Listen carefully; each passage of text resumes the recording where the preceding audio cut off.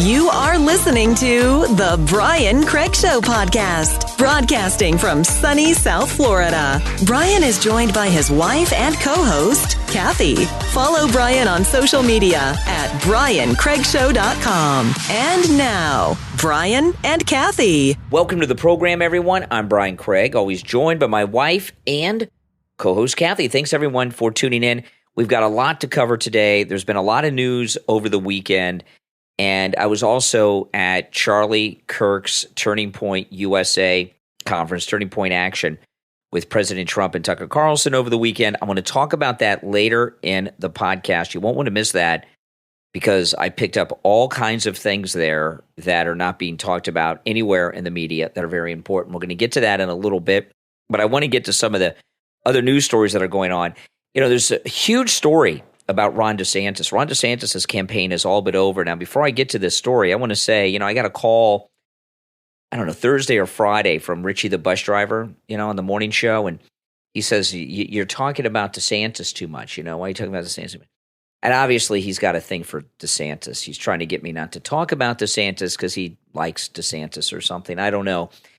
Let me tell you, I'm going to continue to talk about the news that's going on with DeSantis, but don't worry. His campaign is all but over, and eventually, when his campaign's over, we're not going to be talking about him too much unless something happens here in Florida that he's involved in that's newsworthy. When do you think he's going to drop out? I think by the end of the year, it's going to happen. Maybe before, maybe even before the end of the summer. He's going to lose money. Yeah, that's what happens. Now I'll get to this story in just a moment because there was a new major happening. But President Trump was I can't remember if it was an interview or one of the rally speeches he gave last weekend. But I think it was an interview. Someone asked, why are you talking about Ron DeSantis and not the other candidates? And he says, because he's in second place. Right. So when he's not in second place anymore, I'll move on to who comes up after him. So it's important to call this guy out. So let's go through this latest happening, which is absolutely amazing. Ron DeSantis' presidential campaign has laid off staffers. See, at this point, they're supposed to be growing in staff because they've got to spread out to these primary states. Ron DeSantis' presidential campaign has laid off staffers in a cost-cutting measure as donations to his campaign begin to slow. The campaign let go fewer than 10 staffers on Thursday in the event planning department. The event planning department, that's the department that plans his events that he's going to show up with. So what they're trying to do is conserve their money now because they're not bringing in more than they're spending.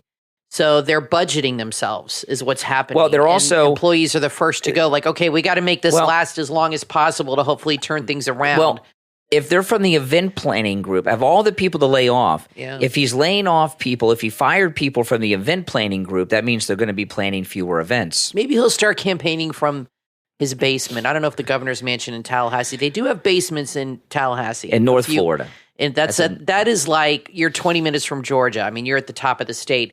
So if they have a basement in the governor's mansion, maybe he can start campaigning from there. That's very inexpensive. Mm-hmm. Yeah, absolutely. You can do it on Zoom. Absolutely. But his campaign is all but over. It's really a campaign in name only. In fact, Steve Bannon said today about how little money, I can't remember the exact amount, but Steve Bannon knew the exact amount of money that he has left in his campaign. He has a few $1 million left, and people aren't donating. That's it? I thought he had $100 million. Yeah, it's almost gone. And he's like Sharon Stone at the end of Casino where she had a couple rolls of quarters. Remember that? Done. Yeah. So that's amazing. And it's a very good thing. He's not like Trump where he can spend his own money. He has no money. He's got $1 million from his book. Believe me, his wife's got that money already spent. She's probably spent it already. Yeah, Trump had billions, so he didn't need that money. He could run his campaign and have complete control. Exactly. But DeSantis is like every other politician. The money, they need it to fuel the campaign. You're right. They should be growing, expanding, and that's the opposite is happening, which is definitely a sign of what's going to It's really all over now. Next month, the middle of next month is Trump's first court date in the documents case here in Florida. So maybe he's going to try to hang in to see how that plays out. But this is just pathetic at this point. And so I want to talk, though, about the Turning Point conference I was at yesterday because I picked up something really big from Charlie Kirk there that's very massive. and it's amazing. Now I made a vlog that's on my YouTube channel, and you'll get to see a lot of behind the scenes stuff, places and people you would not see if you were watching on Right Side or any other feeds. I was all in. I had a media pass, and Charlie Kirk gave me a media pass. And when I got there, let me tell you guys, there were so many thousands of people. I parked on the fourth floor of the parking garage when I got there. There were people in line from the convention center up through the parking garage coming up to the fourth floor, up through the ramp. People are in line in the parking garage, up the ramp, all the way up towards the fourth floor. I don't know if they were, some people I heard were in line 6 hours. Yeah. And it more than sold out. The room where President Trump was shut down for more people by the fire inspector. It was a huge event, and I picked up a lot of stuff. And you want to watch my YouTube video on my YouTube channel. You'll get to see all the behind the scenes things, and it was amazing. I took a lot of selfies with people. I was telling this to Kathy this morning because I got home last night and pretty much just went to bed because what had happened is when I went to Turning Point yesterday, it's in West Palm Beach, not too far from where we live, and I got there and I parked, and there was a lot of traffic to get in. It was hard to get in, it was hard to park, and it was hard to get parking on site because there were so many thousands showing up. I was quite lucky, and I realized I left my microphone that I film with. So I'm like, oh my goodness. So I got to get a microphone. So I looked, and there was a Best Buy a couple miles away, but I couldn't take. That was lucky. Yeah, because I can get the microphone at Best Buy. I could make the video without the microphone, without the external microphone, but it wouldn't sound as good. Right. So I can't leave because I was lucky to get into the garage and park, and I don't want to park off site. So I called a Lyft, and I took a Lyft to Best Buy. So they drop me off. I go inside. I get the mic. I run out. I call a Lyft to pick me up. I bought a mic for an Android, and I have an iPhone.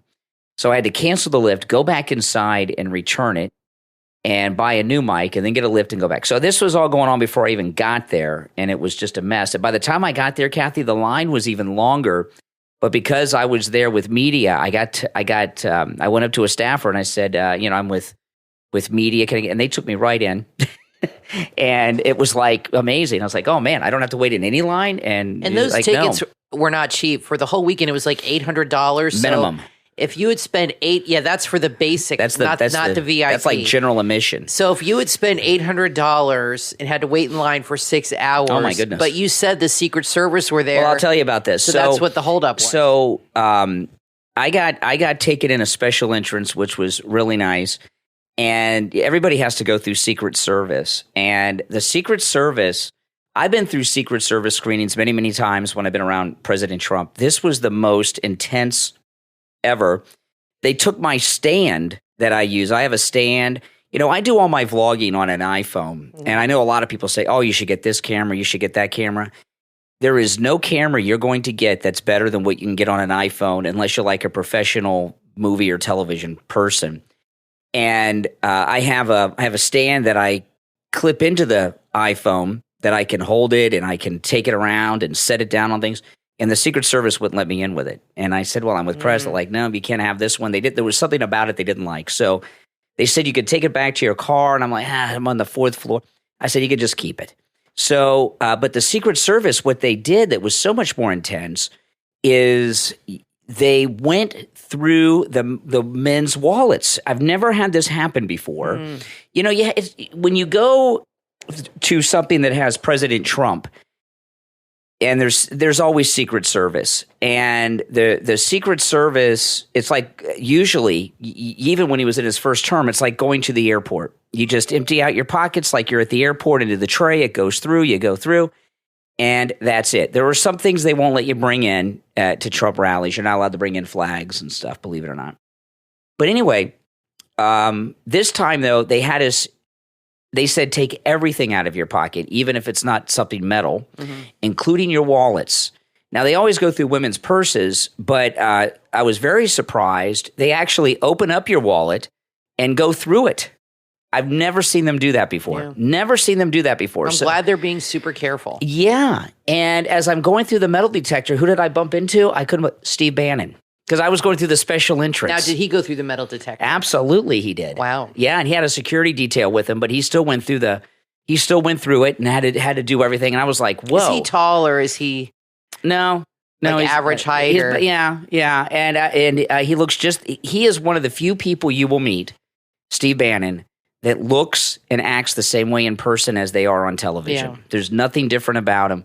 And I was like, what?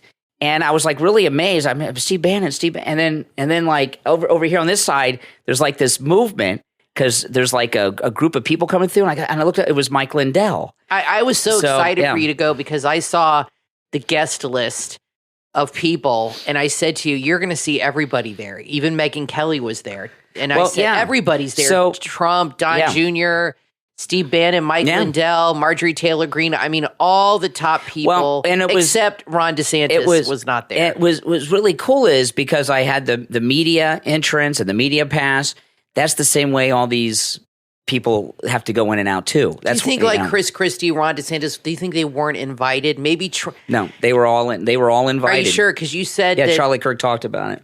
They were all invited. They just didn't want to come. They had things better to do. Yeah. Why do you think? I think it's because they're afraid of Trump. They get booed by. They don't want to be in the same room. They get booed. Yeah. So anyway, this was just walking through the metal detector. I was like, Steve, and I didn't get this on camera because the Secret Service had my camera, they had my wallet, they had my keys, they had my. I didn't have anything. I was like cameraless and everything else. Yeah. And I'm like, oh man, this is like the worst luck. I got Steve Bannon on my left. I've got Mike Lindell on my right. And I was like, this is crazy. So then I get in and I have to go to the media booth, right, to get a pass. I've got one of those passes you put around your neck, And the people that were at the media booth with me, the people behind me, it was Reuters. And then the people behind them was ABC News. And it was like all these big shots. And I'm there and I got my media pass. But anyway, it was a great time. And I took a lot of selfies. But I don't know what was going through my head because not one of them came out. I can vouch for this. Brian is horrible at taking selfies. Kathy, he's never been good at it. These selfies, you got to work on that. I look so bad at. I have not even shown them to you. You hold the camera too close, or. I mean, you are not good at selfies. Even when we take them, I have to do it. Okay, You're just not good at it. I'll tell you what happened with Mike Lindell because I hold the camera too close. I talked to Mike Lindell. I was talking to Mike Lindell, and I was filming for the vlog. And then I said, hey, Mike, I take a selfie, and he's like, absolutely, Brian. And I go to take a selfie, and Mike Lindell says, Brian, you're that's video, not photo. You got it on video, not photo. Oh my gosh. I think you just get a little nervous. I said, maybe. So the picture was so bad, and I took selfies with several other well-known people, and they are all so bad. I look awful in them, and I've not even shown them to Kathy. And that's true. In fact, I deleted them, destroying the evidence. They were really bad. I mean, I looked at them, and I didn't look at them when I took them. I looked at them later when I was waiting for Trump. I said, let me go through my selfies. And I was like, are you kidding me? This can't be and I deleted them. It's really, really bad. But anyway, I wanted to talk about some of the things of substance that happened there. Okay. Charlie Kirk, and I'm not just saying this because, you got me in, right? I mean, I know who Charlie Kirk is, and I've listened to his podcast a few times, and I've seen him on TV, and never thought too much of him, never paid too much attention to him for whatever reason, and that was a big mistake. Charlie Kirk is incredibly brilliant, and Charlie Kirk came out and talked about what the campaign strategy for Trump is in 2024. Which is? I'm going to tell you guys after the break, okay? We're going to take a break, and President Trump said, when President Trump came out later, President Trump said that Charlie Kirk has a top spot in the campaign planning for 2024, okay? So what Charlie Kirk shared as the strategy for Trump's 2024 campaign is the strategy. This isn't like advice, what he thinks Trump should do. He's on the team. Trump said he is on the campaign team at a senior level. So well, that's a smart move. So I hope Trump has learned, and I think he has, that he basically cannot trust anybody from D.C. except Marjorie Taylor Greene and maybe a handful, Matt Gaetz and Jim Jordan. That's about it. Everybody else that needs to work with him needs to be people that are not ensconced in that swamp area. I think Charlie Kirk is definitely somebody that's insightful and somebody he could definitely trust and somebody who's really in tune with the younger people. Yeah. And I think that's a great move to have him involved. So I'm going to take a break, and when we get back, I'm going to share with you what President Trump's 2024 campaign strategy is, and it's absolutely amazing. I got this directly from Charlie Kirk. I'm Brian, always joined by my wife and co-host Kathy. We'll be back right after this.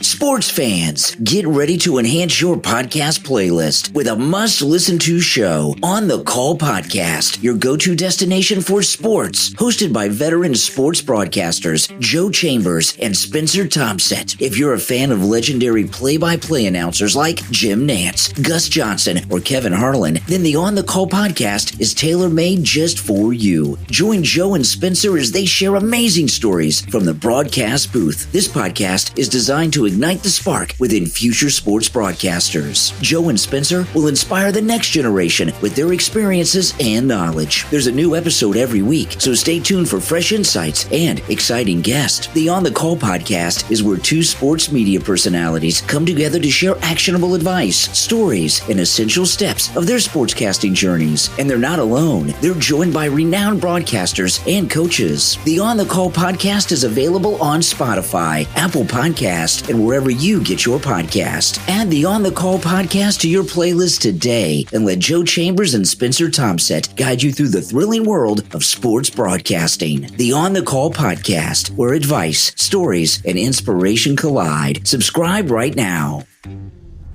Are you ready for an extraordinary literary journey? Then add The Library of Humanity, the most influential books of all time from author Chiaretto Calo, available on Amazon. In this remarkable book, you'll uncover the condensed knowledge of the most significant works ever written, from religious and philosophical text to poems, plays, novels, and essays. The author presents a curated collection of 300 books, spanning ancient text to modern-day masterpieces. You will experience the timeless wisdom of the greatest minds in history, from the epic works of Homer to the brilliance of Shakespeare and the raw authenticity of Hemingway. And that's not all. You'll also discover contemporary classics that will challenge, inspire, and captivate you. Order your copy of The Library of Humanity, the most influential books of all time, from author Chiaretto Calo, available on Amazon. Expand your mind and let the transformative power of literature shape your world. The Library of Humanity. Order your copy on Amazon.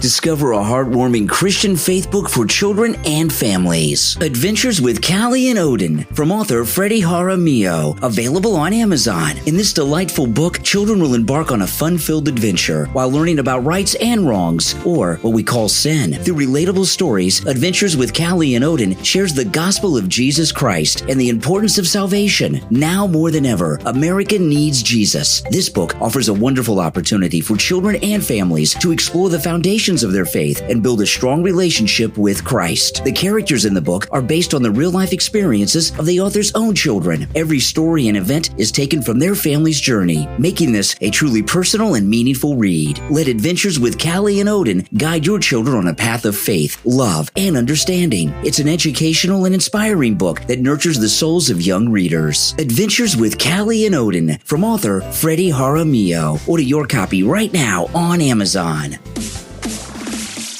You are listening to The Brian Craig Show podcast, broadcasting from sunny South Florida. Brian is joined by his wife and co-host, Kathy.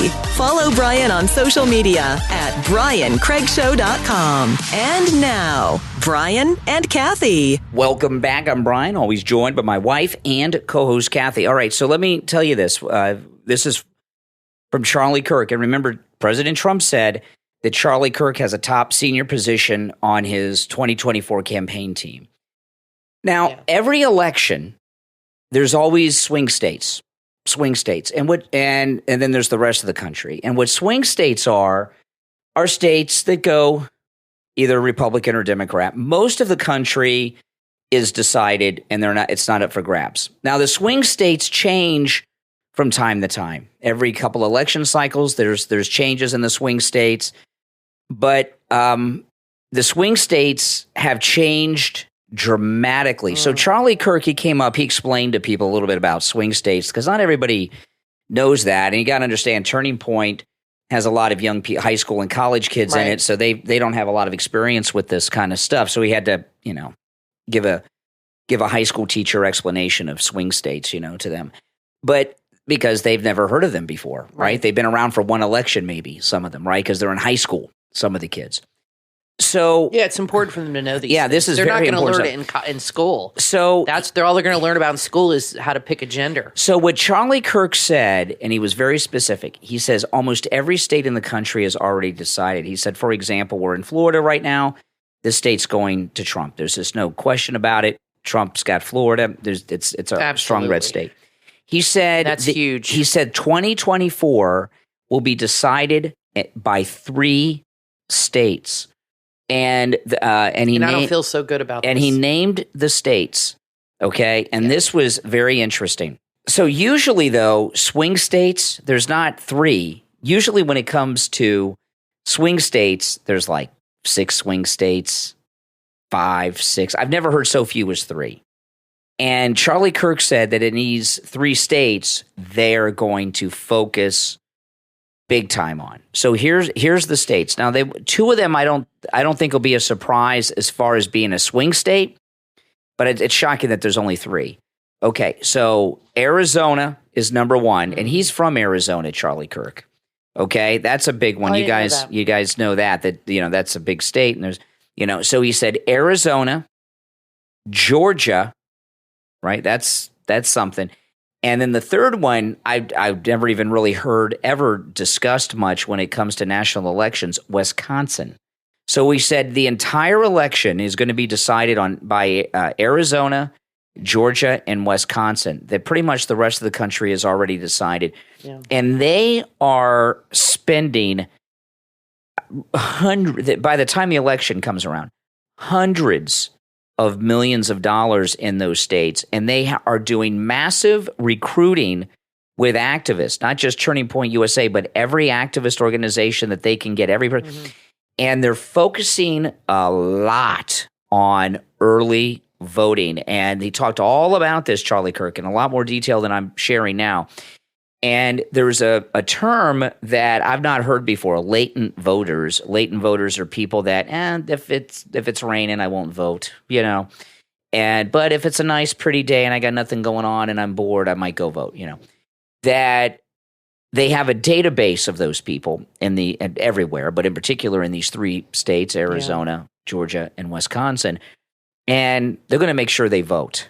They're going to send people to them to make sure they vote. They're going to drive them to vote if they have to. They need to do that. But Trump, that's what liberals do. Yeah, exactly. There's nothing wrong with carpooling. And Trump's whole strategy is based on voting as soon as you're allowed to vote in your state, going out and voting, not waiting until Election Day. I'm glad they stopped with that whole idea that Trump was saying vote only on Election Day. That's a huge mistake.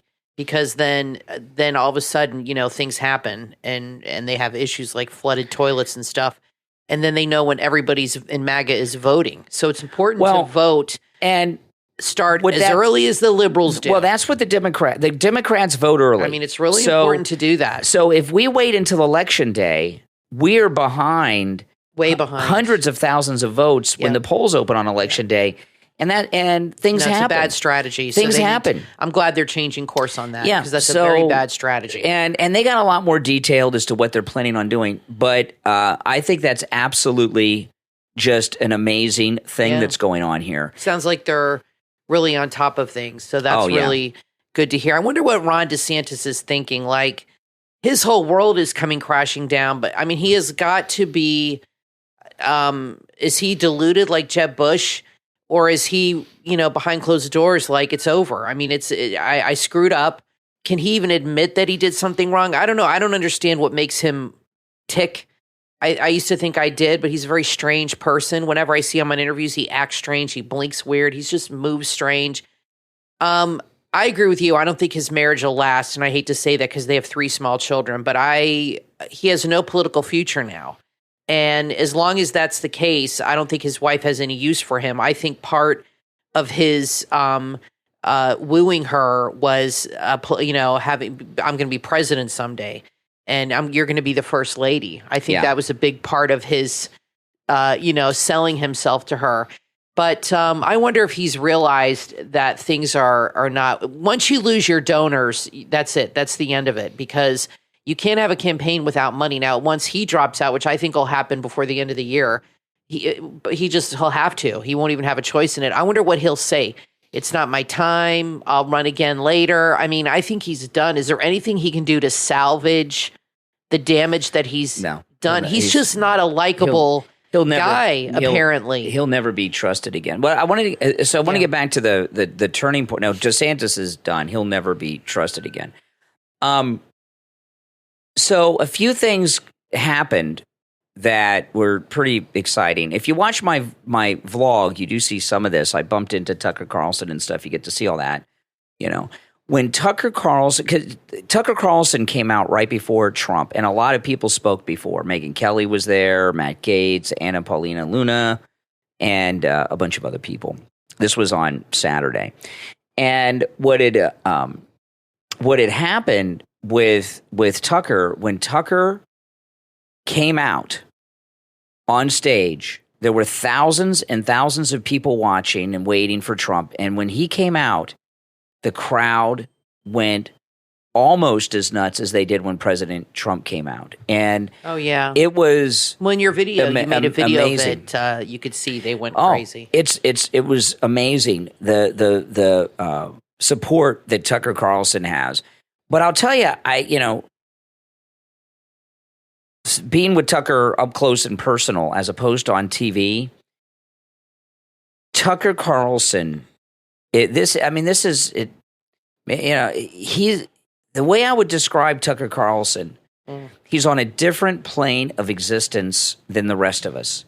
He doesn't have a worry in the world. He's never had a worry, and this is a guy who has grown up with a silver spoon in his mouth. Yeah. I'm not faulting him for that because he seems like a very down-to-earth guy, which is shocking how down-to-earth he is. He's always been rich. He's in perfect health. His kids are good. I don't think his career's gone great. I really don't think he's had a bad day in his life. Maybe a bad hair day. No, Kathy. No. I'll tell you what getting fired, I think, wasn't a bad day for him. I think he just has that outlook on life. I'll tell you where you're wrong a little bit. Doesn't sweat it. About it. These other people in media and national media, like the cable news and the networks, they're all rich too. And many of them have grown up and been rich all their life with platinum spoons in their mouths. And anything that happens, if there's a tweet about them, they get upset about it. They're afraid they're losing their grip on power and they have meltdowns. Laid back. Tucker Carlson's not worried about anything. And I mean, he just got fired from like a $20 million a year job. He has no worries. That's all. That's your outlook on life. He obviously has a very positive, like everything works out for the best. But I'm not going to worry about it. In his speech that he gave, which was very, very good, there were a few things he talked about that will kind of make you think. But one thing he said about himself is before each speaker came out at Turning Point, they had these intro videos, and when Tucker's came out, they had a lot of clips from television and of him and people talking about him and everything. And he came out. He said he watched that intro. He says that was the most television he's watched since he left Fox. Mm-hmm. And he talked about, he didn't say where he gets his news and information, but he was very specific that he does not read or watch any establishment media, anything that's fake news. He does not. He says, why would you? He probably gets it from reporters themselves. He said, he knows everybody in the business. They probably call him and tell him what the hell's going on. He didn't, I don't know, but what he said was, why would you pollute your mind with lies and spin? That's true. Why would you pollute your mind with lies and spin? Yeah, no, he's right on that. I mean, and so what does he suggest? I guess He get did information not. from From him. him, I guess. People like him, us, and I like to be well informed too. We all do, and we're all, I think, news junkies. But I think we've all realized that you have to take it with a pound of salt, not just a grain of salt, because now more than ever, there's major spin and lies going on because they have one agenda, and that is keeping Trump out of the White House again. So they will do or say anything to prevent that from happening, and they will lie about people and say whatever they have to say. These people just have no concern for morals or being honest or anything. They're single-minded. They're singly minded and focused on keeping Trump out of the White House, and that is what everything revolves around. All their actions, all their words revolve around preventing that from happening. Well, I'm glad he said that, and he said something else too that was interesting. You told me, and I saw on your clip of your video, that he said people never get punished for telling lies. They get punished when they tell the truth.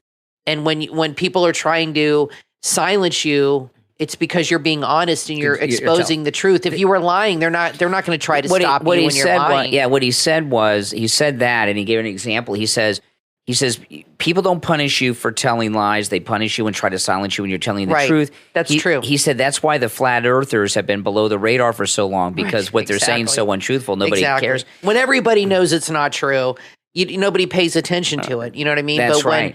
But when people start talking about things, and the media and the deep state start getting twitchy about it and nervous, that's when they start silencing you. That's when you know you're onto something. Yeah. Is basically what he's saying. A couple other things that I want to touch on, because, watching the Turning Point USA speeches online and stuff is good, but there's a lot of things that you get being there that you don't get by watching it. That's true. And I also had a lot of interactions and discussions with people, but because I had a press pass, I was able to go inside the media area, okay, at Turning Point. And all the big news people were there. I mean, they had all the main outlets and everybody. They were all there. And I've been around the press at every Trump event that I've been to, and I've been to a lot of them over the years since the first campaign. The press was different. The press were not as hostile. They weren't angry like that. Like, who was there from the mainstream? They had all the networks there. ABC, CNN. They were all there. Well, how do they normally act as opposed to how they acted to this time? I can give you an example. I went to a rally that Trump had in his first term. It was the week of Thanksgiving. Okay, I remember that was a big rally. It was a really good one. It was here in South Florida. And I had a seat that was a very good seat, of course. I always get a good seat. If you watch my video, you see I was pretty close to the stage. I was not in the $300 seats. Okay, I was in the seats that were much more than that. But anyway, but I didn't pay because I had the pass. The rally that I went to when Trump was in his first term, Thanksgiving week, where I was sitting, I had a perspective of the press pool that I had not normally gotten while Trump was speaking. And the press were trying to disrupt Trump while he was speaking. And how they do that is by distraction. They were having conversations. They were lounged back. They were doing everything but paying attention to him. Oh, I see what you're saying. Because the press... They don't want to act like they were actually listening and engaged. Well, no, it's a distraction. It's trying to distract the speaker. Because the press are at stage center, even though they're kind of in the back, they're right in front of the speaker. So whoever is at a podium, President Trump or anyone, they're looking directly at the press. Well, and they want to give the impression that they're not worth their time either. If you're a public speaker, and you're looking at a group of people that are sleeping and not engaged, it's distracting. Like even me when I'm on the radio, I got a board op. I've had board ops in the past that don't listen to the show and they sleep and do all this stuff. And I would tell you can't do you gotta, I can't look at you sleeping. I'm trying to broadcast here, At least look like you can. You gotta pretend. I get it. But the press this time, they were listening to not just Trump, but the other speakers that were leading up. I've never seen this before. The cameramen and people, they were not disrespectful and they were engaged. And that was a very unusual thing that I've not seen at any of these rallies before. I'm glad they used a regular stage instead of hiring some liberal to make a Nazi stage. Oh, my goodness. Like they did that one time. That was awful. That was CPAC. Crazy. Yes, still that was Charlie CPAC. Kirk. Oh, no, CPAC. Yeah. Yeah, you really got to be careful who you hire for these things because there are people that are very evil that will do things like that to make you look bad. Yeah, so... try to make you look bad. Just a couple more things about the event, and then I'll get into some of the news items of the day because there's a lot to talk about that's new in the news today. But I want to give you guys kind of a little behind the scenes of what goes on at these things and what you pick up being there that you don't see on television. This speech was one of the longest ones I've heard Trump give in person. And, you know, when you go to an event to see Trump, every event that you go to, rallies or anything, you're there early. There's a lot of speakers. And I got very lucky because of the media pass. I went into the room where it was being held and to film it. And as soon as I walked in, it got shut down. Nobody else could enter. And you got lucky. You walked in and then right after that, the fire marshal closed the doors. Well, that's what I was getting to. So what had happened is I had gone through the media area and everything. I'd walked around the whole event, and I said, "Well, let me go in the ballroom and just check it out." And I had not eaten, had not anything to drink or anything else. I said, "Let me go check out the ballroom, and then I'll go grab a bite to eat, and then I'll come back." And a lot of people are in there for many hours before because they want to, it's not assigned seats. So they want to get a seat and they hold it all day. And as soon as I got in there, it's just what Kathy said. The fire marshal shut down the ballroom and said no one could get in after this. So if I would not have gone in there when I did, no one got in, even press. And there were a lot of people, Kathy, a lot of people who didn't get in that had been waiting for hours to get in, including members of the press. I saw some people that were in the press that they would not let in. So, the West Palm Beach, where this was at, is a Democrat town and it's a Democrat county. Mm-hmm. The fire inspector is probably a Democrat. And probably. And it was, if I would not have gone in there when I did, just to casually walk through hours before President Trump got out there, I would not have gotten into the room because no one got in. That would have been such a disappointment. I would have been very upset. Yeah, because you'd waited there all day and you want to see Trump. But obviously. The problem is all the food and drink was on the other side. Right. So once you're in there, you're trapped. I had nothing to drink. I had nothing to eat. And it was pretty brutal. It was pretty brutal. And people were pissed. And I saw people, Charlie Kirk, had his people from Turning Point where I saw them talking, arguing with the fire inspector, and they wouldn't have it. And when Charlie Kirk came out on stage, he was like apologizing for it, and he was like, this is, and he was like, he felt awful because, and I understand, because people are disappointed. They pay a lot of money. And a lot of these people have traveled from around America, and it just happened. I mean, I've never seen anything quite like this. Do you think people would demand their money back if they paid $800, $1,500, or even $300 for the event, paid for a hotel, rented a car to go, and then they don't get in that room? They didn't. Did they even announce they were closing the doors? It just happened. Yeah, and that's sneaky right there. I didn't realize it had happened because I just went into the room to film it. I was going to walk through it and walk back, and when I got down there, I started hearing some yelling. So I was like, "What's going on?" So I go back and the crowd's screaming, and you'll see a clip of this on my vlog. You'll see a woman who says, "Send Charlie out here right now." I saw that. She was pissed. That's why she was. Yeah, that's why she was yelling. And she was close to the door. She almost made it. Yeah, she was like next to get in. So upset. And they brought in police.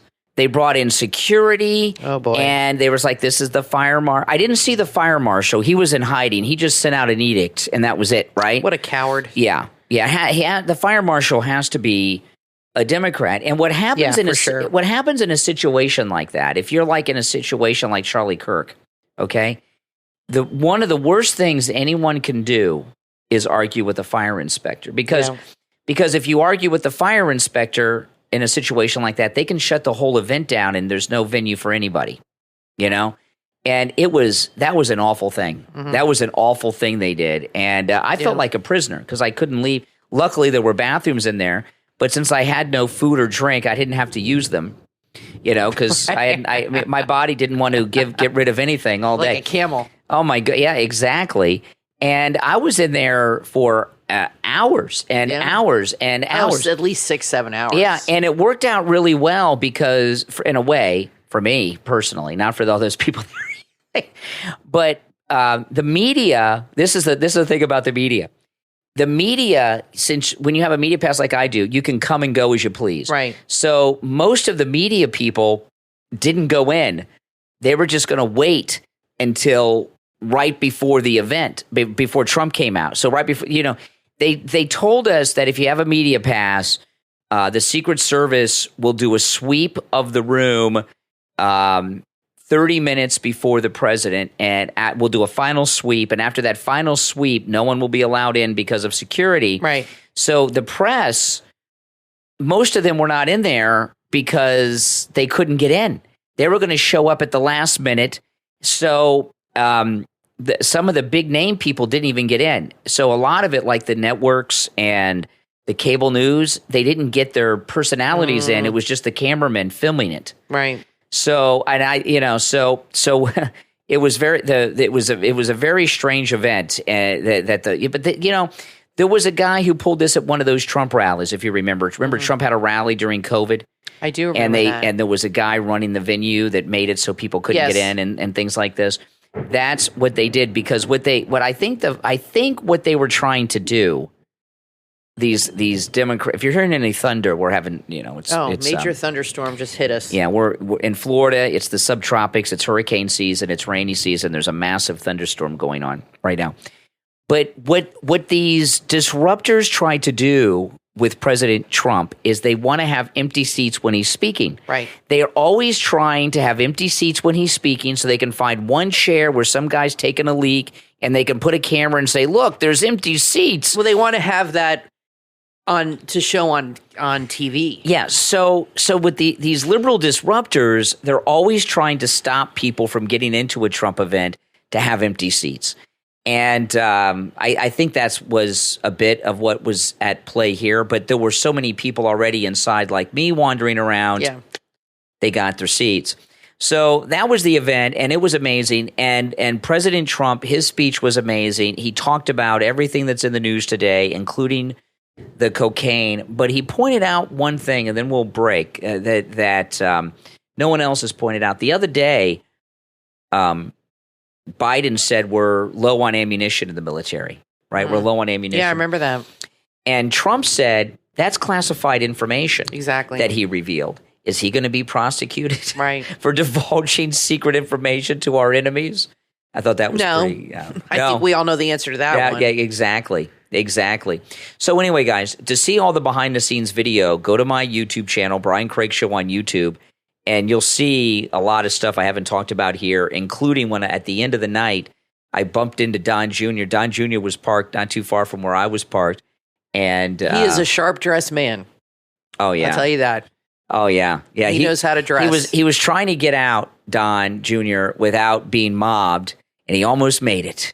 And then one lady. Everybody loves Don Jr. One lady saw him and runs towards him, and you'll see that lady on my video. Which I think is a crazy thing to do. I mean, you don't run towards somebody under Secret Service protection, or that's a political person. I think that somebody might. This woman was very excited. Might take that. I know she didn't mean any harm by it. And then when she did it, I heard someone yell, "It's Don Jr." really loud. Like he's like Elvis Presley. And then they were like, it was just ridiculous. I mean, it was embarrassing. I'd be pretty excited to meet Don Jr. It was embarrassing. Be pretty excited. Yeah, exactly. It was exciting. Absolutely, everybody was there.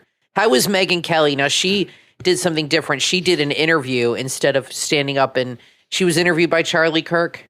Yeah, they did like a sit down thing on the stage. She was the only one who didn't give a speech. Okay. Oh, that's interesting. That's the format she chose. Yeah. Well, she said, this is the last thing, then we'll break. And after the break, there's a lot of news I want to get into. But she talked about a lot of things. But she said Fox, under its current business plan, cannot survive. They're on life support. She says they were hanging on by a thread. And then when they dumped Tucker, the thread got cut. And she said the only people that are still on Fox are people that can't make it on their own like she's done or Tucker's doing, that people won't watch if they leave, right? That they could, like if they did a YouTube channel or did a podcast, no one would care to listen to. Right. She says that's basically all that's left. The people that are there, for the most part, she said, are people that only have a following or viewers because they're on the Fox News platform. And if it wasn't for that, they'd be done. So, but she had a lot. She was interesting to listen to, and it's kind of funny that her. Remember Tucker replaced her, right? They had the same time slot. That's right. She said she recommended Tucker. She replaced O'Reilly because he was doing what on Fox at the time before that. What was he doing exactly? I can't remember now. Was he on the Five or? I think he was like a pundit. Like a guest. Yeah, he didn't really have a show. I don't remember if he had a weekend show. I don't remember. Yeah, that was a smart move to bring him in because he just skyrocketed. Yeah, absolutely. Now listen, we're going to take our last break. When we get back, there's a lot to talk about. Man, oh man. So don't go anywhere. I'm Brian Craig, always joined by my wife and co-host Kathy. We'll be right back. Are you craving the taste of fresh organic greens in the comfort of your own home? Look no further than Braga Farms, a family-run urban farm in the heart of Dallas-Fort Worth that brings the farm-to-table experience to your doorstep. Growing over 45 different varieties of fruits and vegetables in the most natural and wholesome way possible, Braga Farms has made urban homesteading dreams come true. Experience the highest quality greens with Braga Farms' Amazon Prime collection. You'll discover a wide range of expertly curated farming and gardening products that make it easy for you to grow farm-fresh food right where you are. The collection is carefully selected to increase productivity and bring ease to your life. Start your journey back to the land with Braga Farms. Braga Farms can be found at the downtown Dallas Farmers Market every Saturday and Sunday. If you're in town, be sure to stop by and say hi. With a deep appreciation for the land and a passion for helping others, Braga Farms has helped dozens of starting farmers, and they're there for you too. Embrace the farm-to-table experience and enjoy the highest quality greens today. Visit BragaFarmsDFW.com and redefine what it means to eat local. BragaFarmsDFW.com. Robert Allen Miltenberg invites you to time travel with him to the Roman future. His new novella, available at Amazon.com and Barnes & Noble. It's the golden age of Rome, a time of peace and prosperity. Inscatius Commodius Lavatorius is its greatest scientist, but for all he's achieved, one question haunts him. Will Rome survive the test of time? There's only one way to find out. Come along on this cosmic romp of an adventure. See if you can read the signs any better than a brilliant scientist can. Prediction, science fiction, allegory, national glory. This is a satire at its most gladiatorial. Center stage in the Circus Maximus of your mind. A story of time machines and timeless politics, strange Roman cuisine and gambling parlor tricks, spinning gold and crossing the river Styx. That's the Roman future. Available on Kindle and paperback. Go to Amazon or Barnes & Noble now and visit The Roman Future by Robert Allen Miltenberg today.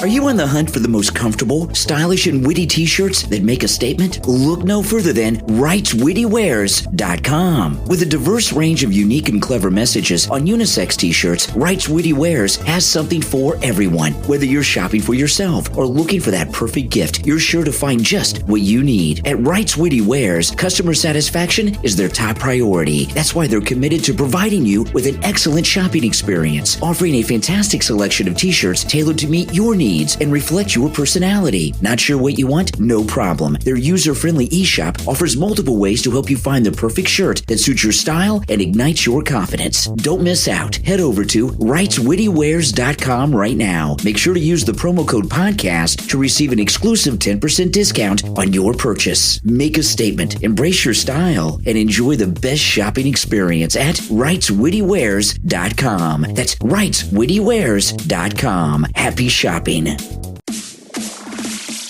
You are listening to the Brian Craig Show podcast, broadcasting from sunny South Florida. Brian is joined by his wife and co-host, Kathy. Follow Brian on social media at briancraigshow.com. And now, Brian and Kathy. Welcome back, everyone. I'm Brian, always joined by my wife and co-host, Kathy. I want to give a big shout out and thank you to our Patreon supporters. Thank you guys so much. Your support means a lot. It helps us out a lot. You do make this show possible, okay, our Patreon supporters. And if you would like to become a patron and support the program in that way, there is a link in the description of this and every episode and a direct link on my website, briancraigshow.com, briancraigshow.com.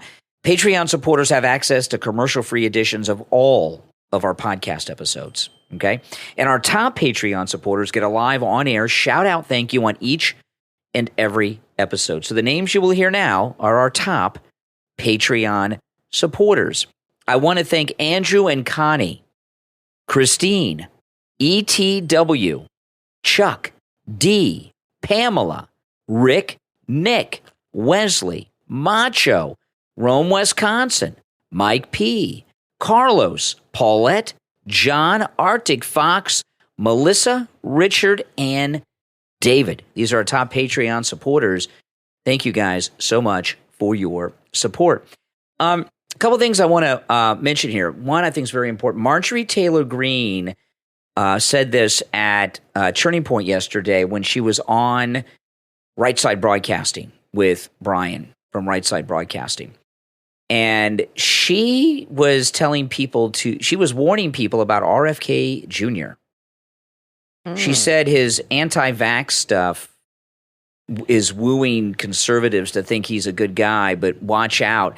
And so do you think he's doing that on purpose? I know that was his issue anyway, but is he really tapping into that now to get people that are against the vaccines? He wrote a book about Fauci, so that it's not something he's just made up. No, it's not. That he's all of a sudden doing. Maybe he's milking it a little bit. But Charlie Kirk did kind of like it. When he was up on stage with Megyn Kelly, he asked everyone in the audience to clap if they like RFK Jr., and the audience went nuts. And they do like him. A lot of people want him to be Trump's running mate, which he says we're supposed to hate him. We're supposed to hate him. He's a Democrat. He's a Kennedy. But why do you have to hate him, though? I'm just asking. Maybe he's a moderate Democrat who makes sense. I'm not saying vote for the guy, but I'm saying, why do you have to hate him? Just because he's a Democrat? He's a different kind of Democrat. He doesn't seem to be one of these hardcore radical. The problem is there's a lot of people out there that are very middle of the road, and there's a lot of Democrats that are still the old-time Democrats that miss, and maybe they've forgotten what the Democratic Party. I've never voted Democrat, so don't get me wrong, but it has gotten so radical and corrupt that he just is kind of bringing people back to the center a little bit more compared to what they have today, compared to what's going on now. But yeah, maybe you guys can explain this embracement of RFK Jr. by MAGA. And I don't think they're going to let him win the nomination. I don't know. I mean, maybe they should. Maybe he might have a better chance of beating Trump than Biden. Well, so maybe they should help him, because Trump's going to kick his ass. There's no doubt about that. He's horrible. This is the thing with RFK Jr. I mean, if you were a Democrat, wouldn't you push him up? Because you might be thinking, you know what, he might have a better shot. Well, people like him. People like RFK Jr. because most people in this country, even Republicans, there's this thing about Bobby Kennedy and President Kennedy, and he's the son, and he was a teenager, I think, when his dad was killed. So he knew his dad, he knew his uncle a little bit, and he definitely knew his dad well. I mean, he has memories. It wasn't like John F. Kennedy Jr., who had no memories, right? Because he was a little baby, basically. No, yeah, they had a relationship, for sure. Yeah. He's the oldest. I'm pretty sure he's the oldest of the kids. And I do agree with Marjorie Taylor Greene because of that one issue. A lot of people gravitate towards him because that's a big MAGA issue. But you got to understand, he's a moderate Democrat, like you say, he's still a Democrat by today's standards.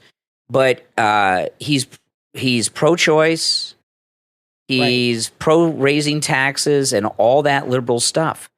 You know, what I'd like to see President Trump do in his second term is declassify all of the Kennedy files for both Kennedy assassinations and put Robert Kennedy Jr. in charge of whatever that project is, making sure that everything is declassified and gets out and they're not holding back or something. I'd like to see him a special representative of the president handling that. I think it's been long enough. It's been 60 years. And I think people can know about it now. I don't think anyone's going to be damaged. I think the only people that are going to be damaged by everything being released are the deep state. You're right? You know what I mean? They don't. That's why these things are still classified. There used to be a kind of a rule of thumb that, and there's an old saying too about this. You can't really write history until 50 years after an event, until all the people involved are dead. And the same thing kind of has been a rule of thumb with declassification of things, that you could declassify things 50 years later that were very serious before, for the most part, because most everybody involved is gone. The Kennedy assassination was long enough ago, and Bobby Kennedy's was over 50 years ago. So, so it's been long enough that everything can be declassified. The deep state, Robert Kennedy Jr., I believe as well, but he's more in there with me that the deep state did it, both of them, and that's why things are still classified. So that's what I'd like to see, him having a role with Trump.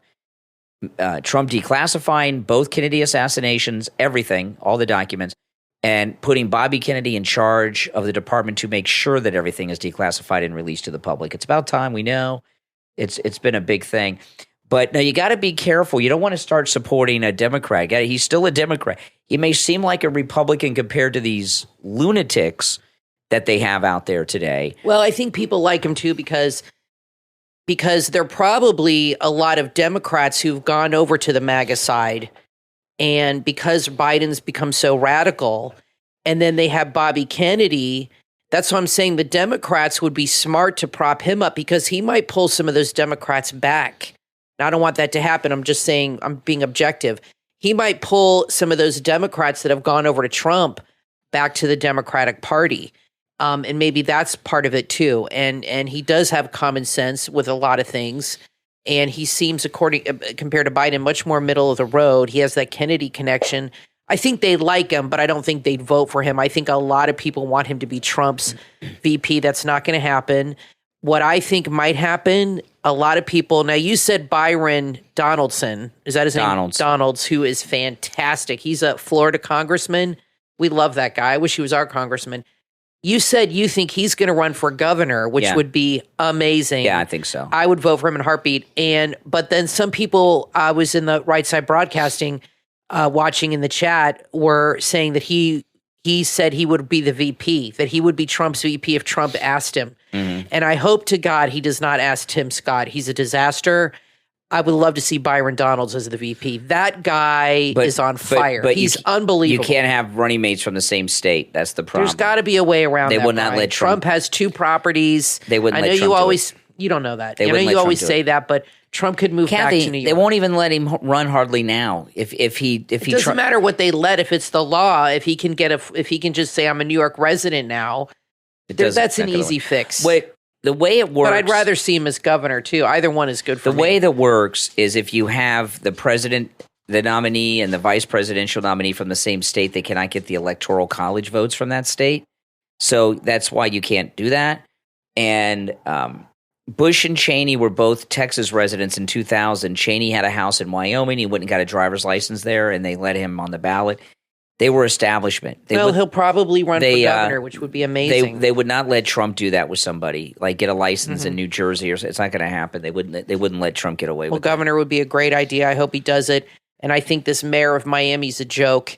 He's not going anywhere. But I think Byron Donalds has a bright career. But he might want to stay in Congress.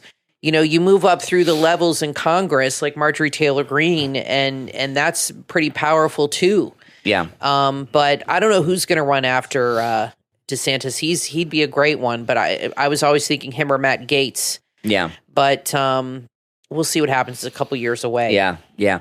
Now there's a story. Both are good. There's a story here. Listen to this: 44% of millennials surveyed believe that misgendering someone should be a criminal offense. Now, I believe okay, I'm not talking about the gender stuff here. In general, the millennials are Nazis in their thinking. They are tyrants. Millennials, liberal millennials, Vivek Ramaswamy is a millennial. He tells you, I'm the first millennial to run as a Republican for president. But liberal millennials are Nazis. They are against free thought, free speech, free expression, and just any type of disagreement to them is they consider a thought that disagrees with their thoughts to be violence. They do. I mean, if you just disagree with them, you're violent. That's they violence. Think you should be jailed. Yeah. Well, the story came out today, getting very little press. There's this Democrat mayor of Boston. She's Asian, right? Boston's Democrat mayor, Michelle Wu, has compiled a list of her critics, and she handed the list of critics over to the police. Oh, my goodness gracious. And I'm not sure how old she is. And what are they supposed to do? But she looks like a millennial. Let me She's got to be. Google her. Yeah, she was born in 1985, so she's a millennial. So here she is. These are critics. Just people that have criticized her. Oh, my goodness. She turned their names over to the police. That's millennial thinking. And that's what the whole era of Obama brought us. Right? I don't know exactly how that happened, but that entire generation, they just want to silence, destroy, and imprison anyone who disagrees with them. Well, and they're the social media generation, too. They were the first generation really to be raised almost entirely on social media, and there's a lot of public shaming, public filming, public shame, of people that disagree with you. And you're right. That's why they got the nickname snowflakes, because they can't handle, they see anybody who just disagrees with their way of thinking, like we've said, is somebody who is a dangerous person, somebody who should be in jail. I mean, it should be reported. Yeah. I mean, that's just crazy, but they really believe that. I really hope this next generation coming up, I don't even know what they're called. Generation now. Z. Well, that's what our daughter's in. She's at the very top of that. I really hope these kids see the dangers of this kind of behavior. Yeah. And I really hope their parents, of course, their parents are millennials, so right. I don't know. That's a scary thought, but I really hope that this generation sees the kind of behavior that's going on and does something about it and realizes, because it's really, it's pretty scary. But, I remember when I've said this before, my grandma was dying.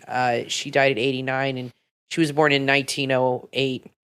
And she said to me, I said, "Are you afraid to die?" And everybody she knew had died, her whole family. And she was like the last one left. And one of the last ones, and her husband had gone. And she said, "No." She said, "I don't even recognize this world anymore." And she said, things are so different, I mean, she was born in 1908. She grew up, went through the Depression, World War II, all that stuff. She died in 97.